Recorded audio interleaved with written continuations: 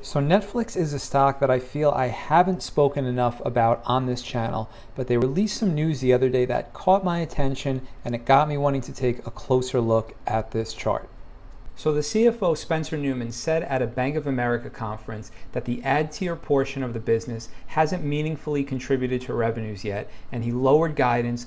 Now the reason this caught my attention is because right here is when they announced that they would be offering an ad tier option at a discount compared to their regular subscription model.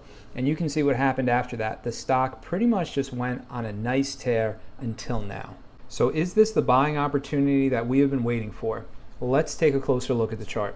Now there's definitely a lot to like in this chart. There's a very nice orderly uptrend, 45 degrees, lower left to upper right, some dips along the way, all good and great price action.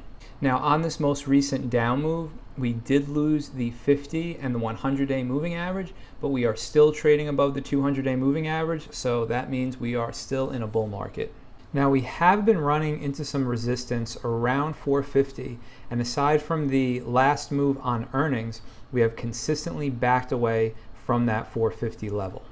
So the pattern that I'm seeing form right now is a head and shoulders top. You can see the left shoulder, the head, and the right shoulder right there. And this usually appears at the top of uptrends and signals that there could be a short-term trend reversal, some consolidation, or some downside.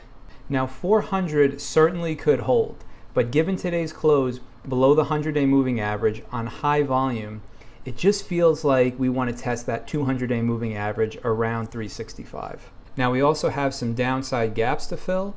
One is at 380 and another one is at 340. So if you've been following my channel, you know how this works by now. Mark your levels on the chart, draw trend lines, identify reversal candles and patterns, look for areas of confluence. Now wait for your prices and act when you get them.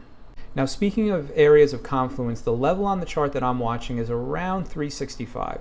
So not only are we going to have support from the 200-day moving average and the long-term trend line, but it coincides with the February swing high, which is around 375. Now with all that said, this is how I'm thinking about playing Netflix. Now we could hold this 400 level or we could drop to 350, and I'm not going to get chopped up trying to make a directional bet. Now what I'd rather do instead is go out to October and sell the 365 put for around $7, and that would put my cost basis at 357. Now you can certainly sell a lower strike or higher strike put depending on your risk tolerance. But because of this area of confluence, 365 is the put that I think I'm going to go for. Let me know how you guys are trading Netflix.